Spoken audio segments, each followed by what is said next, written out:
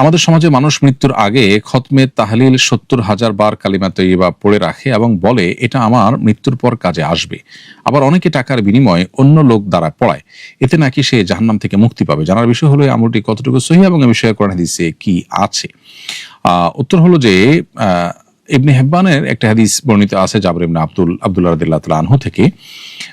সে হাদিসে তিনি বলেছেন যে নবী করিম সাল্লাল্লাহু আলাইহি ওয়াসাল্লাম তাকে বলেছেন, নাদি ফিন নাসি মান ক্বালা লা ইলাহা ইল্লাল্লাহ দাখালাল জান্নাহ, যে ব্যক্তি লা ইলাহা ইল্লাল্লাহ বলবে সে জান্নাতে প্রবেশ করবে। এটা বলো, এর মানে লা ইলাহা ইল্লাল্লাহ যে বলবে, এই বিশ্বাস যে ধারণ করবে সেই জান্নাতি হবে। এখানে ৭০,০০০ বারের কোনো সংখ্যা বলার কথা আলাদা করে বলা নেই, যার ফলে আপনার ৭০,০০০ বার কালিমা পাঠ করলে জাহান্নাম থেকে মুক্তি পাবে এরকম কোনো কথা হাদিস দ্বারা সাব্যস্ত নয়।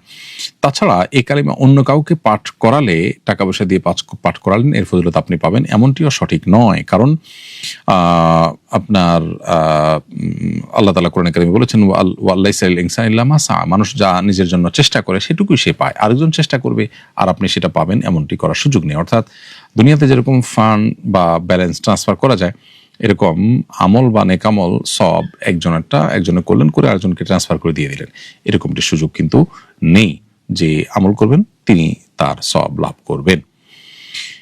এরপরে প্রশ্ন করেছেন মুমিনুন নেসা, আপনি লিখেছেন, আমি নামাজ আদায় করার সময় ওযু করে বিসমিল্লাহির রহমানির রহিম পড়ে আল্লাহু আকবার বলে নামাজ আদায় করা শুরু করি।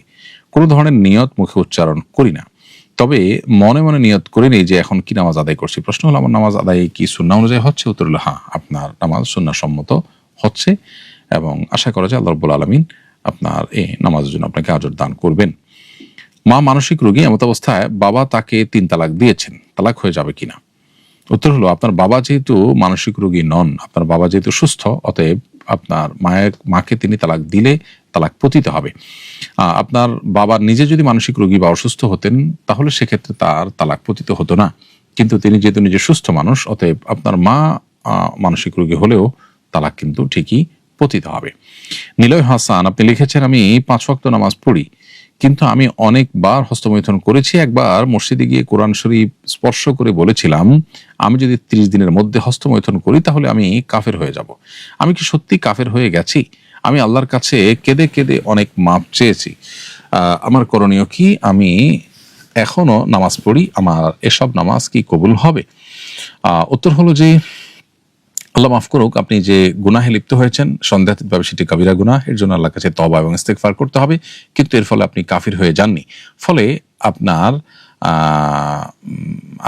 আপনি যে কসম করেছেন যে আপনার এই কসম সঠিক কসম হয়নি। কোরআন স্পর্শ করে বলেছেন যে আমি ৩০ দিনের মধ্যে হস্তমৈথুন করি তাহলে আমি কাফের হয়ে যাব, আপনার কসমটা মিথ্যা কসম হয়েছে। যেহেতু আপনি কাফের হয়ে যাননি, সেজন্য আপনার শপথের জন্য কাফারা দিতে হবে। জাস্ট কাফারা দিলে আপনি দায়মুক্ত হয়ে যাবেন। আর এ ধরনের কথা ভবিষ্যতে না বলার ব্যাপারে সতর্ক থাকতে হবে, এ ধরনের কথা বলা যাবে না।